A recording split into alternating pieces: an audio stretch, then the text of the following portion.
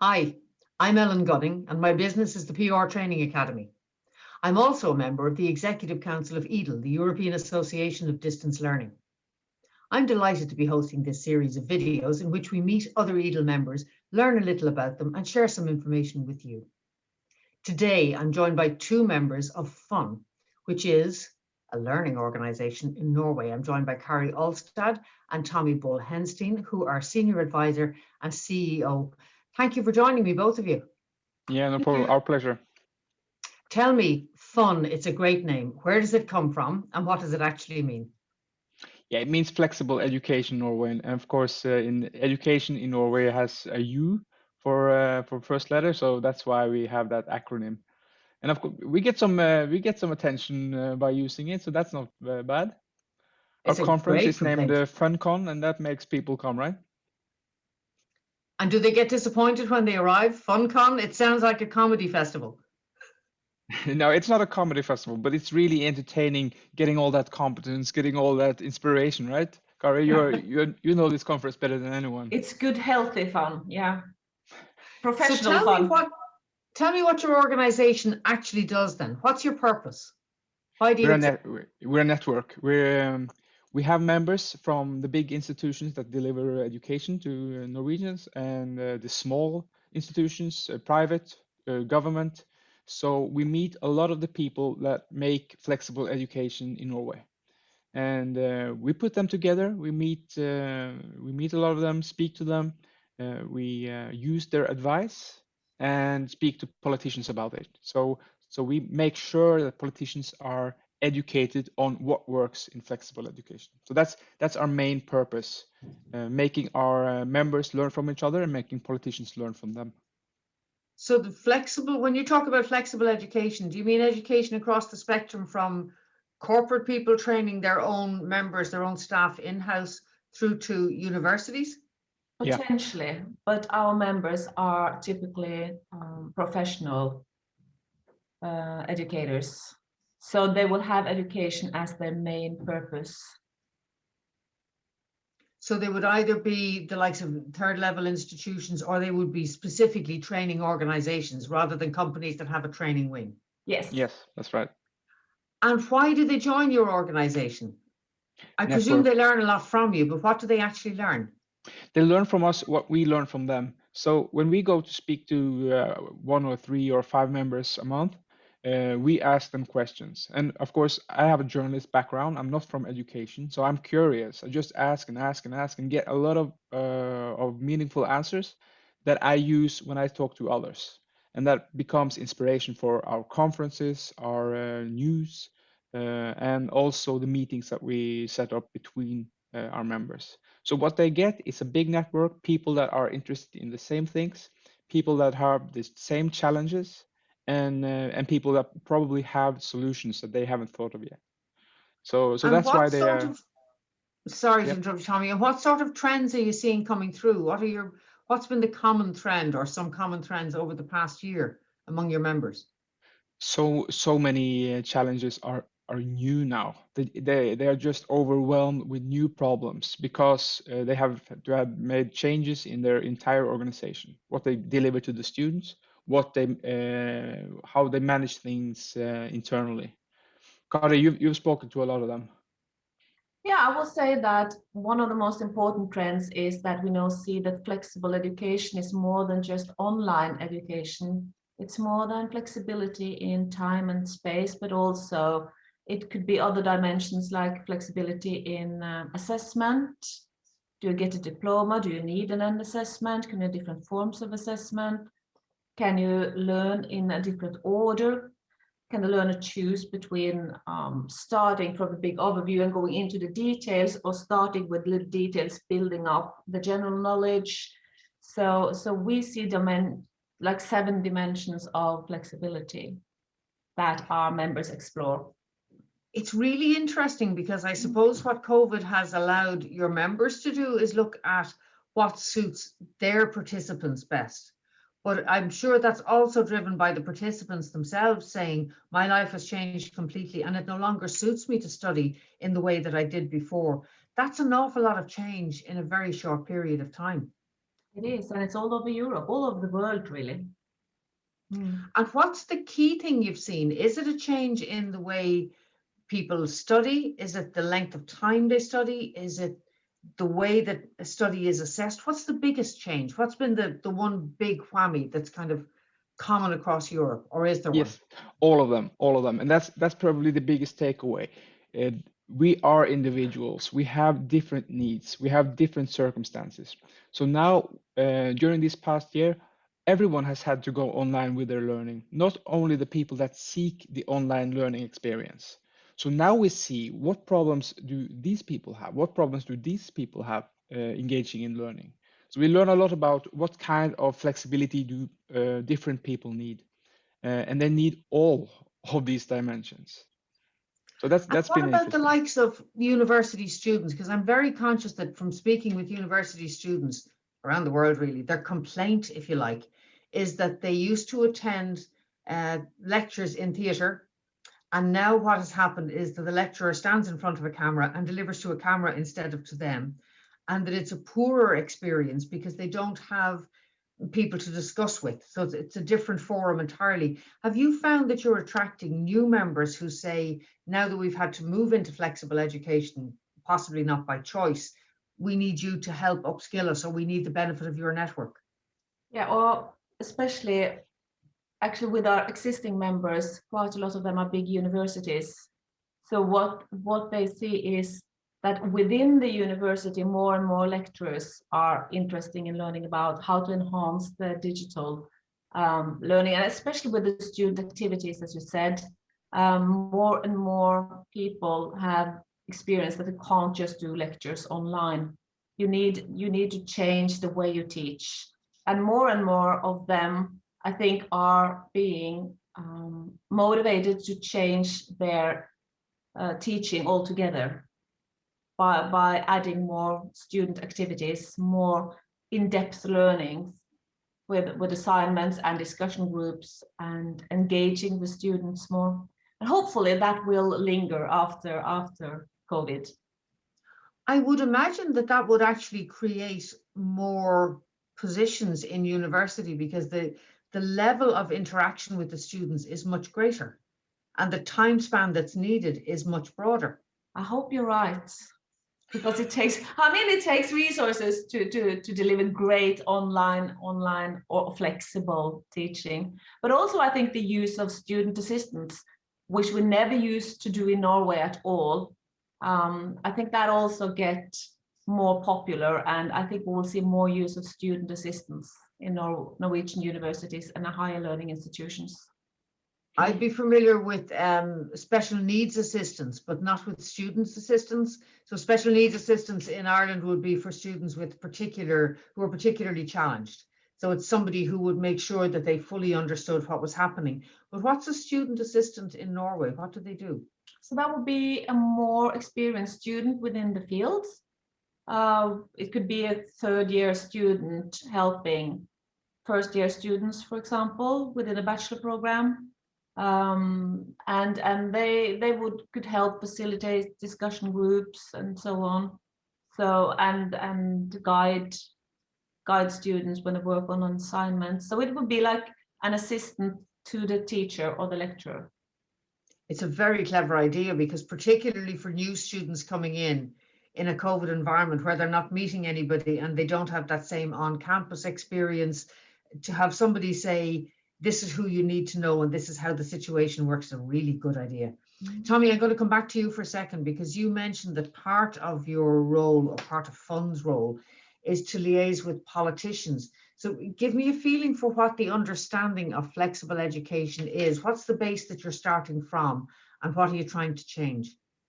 A lot of politicians right now, even those working on education only, they understand distance and flexible education as online courses.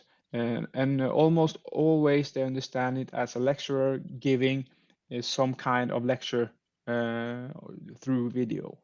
But also some resources online that students are expected to read or use before the lecture. So it's a very narrow understanding of flexible education.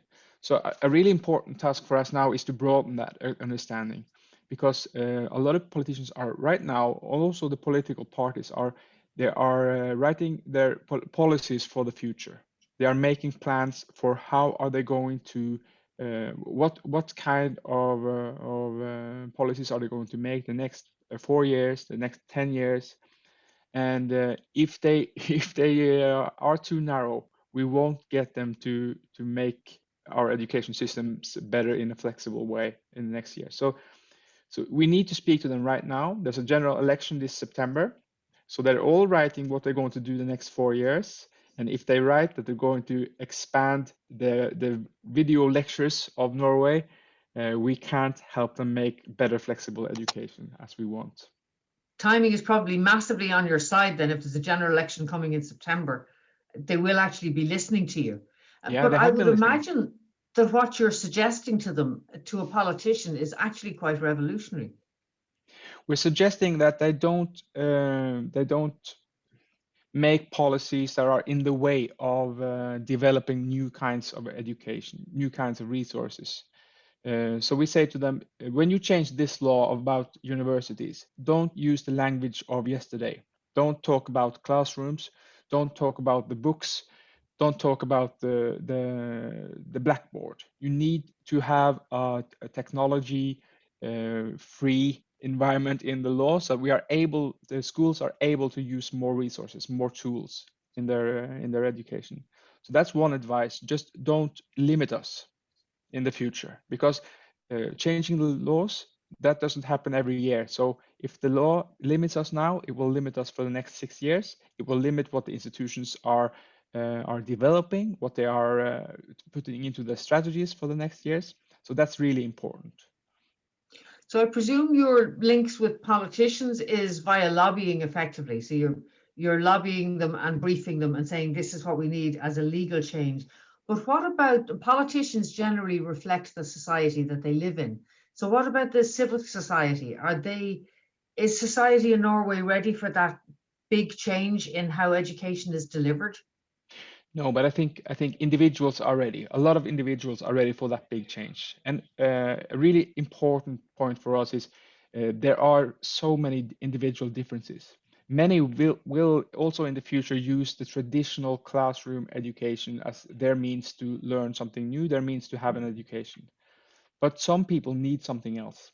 They don't have the resources to go to campus. They don't have time to take the course over 3 years. They need a different kind of progression. So these individual differences demand that we have a flexible education that gives everyone what they need.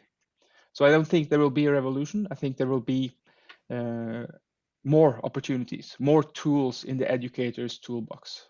And that will help us meet more of the demands. That will help us educate more of the people that cannot be educated right now because of their circumstance. And what about, I might bounce back to you, Kari, if I can. What about EDL then? You're members of EDL, the European Association of Distance Learning. What does that bring to FUN, or what does FUN bring to EDL? We're all about networking, and EDL is also a big network. So we meet people that work in the same field as us all across Europe, and we learn from each other. Basically, that's what we do. We meet up, we share experience and learn from each other, but we can also develop new ideas together. I would like to mention one of the things that we our members rely a lot on is the quality work that we do in FUN. We have a standing quality committee, and we develop tools for assessing and development of quality in online and flexible education. And we created a handbook. It's about 80 pages. It's not very big, but it's become very, very popular in Norway among educators. And together with the EDL, we translated that one into English. So that was a joint collaboration between our two organizations, and I think we published it in Manchester a few years ago, but it's still available, and EDL members can freely get that online. So your main mission really is not only to change the vision of how education is delivered in the future, but it's also to work with people who are currently delivering it and to raise that standard. Absolutely. And make sure that it is the best that it can possibly be. Is there a standard then? Is there a quality mark that applies to becoming a member of FUN, or is there a quality mark that you give members? Or if they achieve that standard, how do I know as a Norwegian that they have that high standard? No, this is a very Scandinavian approach, I guess. It's more the process. So you wouldn't audit them. You wouldn't have, I mean, we have guidelines. We have developed guidelines. Absolutely. And we work together to improve the quality within ourselves and also in the entire field, even among providers that aren't members of our organization. So it's a joint process of increasing quality in online and flexible education all over Norway and Europe, really. It's the end learner. That's our final goal. And I suppose the really difficult question, how do you gauge success? Because you don't have competitors in the way that other EDL members do. So if they're competing with other people to provide training, they know whether they're winning or losing vis-a-vis others. How do you gauge that standard is increasing, or your voice is being heard, or you are making an impact? The impossible question, but I'll ask you anyway. Oh, no, I think I can answer that quite easily. We're not a professional organization. Our members are the professionals. And they funded us 50 years ago to increase quality in the field. And that's what they're still doing. So we facilitate the work of our members. They are the professionals, and they are all our committee, all our advisors are our members. So it's not an end game, it's an ongoing journey. It's a constant process of improving as you go along. Tommy, I might come back to you and ask you then, what's the biggest challenge, aside from trying to convince the politicians that you're right and they may not yet have seen the light of the future, which is very possible. What's the biggest challenge facing you? Is it that legislative piece? What is it? Right now, it's like legislation, no doubt. Just because so many things that would have effect for a long time is being made now, and it's being made so rapidly that we are not able to give them as much advice as we want. The deadlines are short, the hearings are within a week, you have to tell us this. So we are not able to have those long processes that will make legislation good for the next 10 years. So that's the most important thing right now. But luckily, we have been getting the meetings. We have been meeting the ministers and their advisors and the political parties. So that helps us. That helps us a lot, and we are carrying to them our advice from all these institutions. So I think we are going to succeed in at least opening up and broadening the flexible education in legislations for going forward. But I think for me, the biggest challenge is getting across the huge differences in ways to deliver good education. Because a lot of people need to hear this is the best way to do it. Everyone should do it in this way because this is the best way. But my vision is this: you need to approach it with a lot of different ways to meet the individual's need for their best way. And of course, now we want to reach everyone with lifelong learning. We want people to be able to learn over the course of their entire life, and their needs will vary over this time. And we're going to reach people that have maybe not as good experience with learning. They have different needs. We haven't been working towards these people a lot in higher education, so they will need something else. So the big challenge is getting across that we need to do a lot of things, not the perfect things. So we shouldn't be spending so much time looking for the perfect way of delivering flexible education. We need to spend a lot of time making sure we deliver in a lot of different ways. I think that's a great point to end on, that actually if you were delivering one simple message saying everybody should study in a university environment, it would be much easier for everyone to grasp.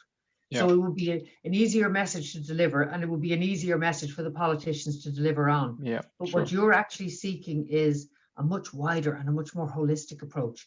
And you're actually trying to change society and create an environment where lifelong learning becomes something that people can very easily participate. No small challenge ahead of you then, No. Tommy and Kari. Well done. Thank you for that interview today. I really enjoyed it. The very best of luck to the future. I'm Ellen Gunning. I've been joined by Kari Olstad and Tommy Bull Henstein, both from FUN in Norway. I've thoroughly enjoyed the conversation. I hope you've learned something about them, their member organisation and EDL. Until the next time, goodbye. Essential online training solutions for communications professionals. The PR Training Academy.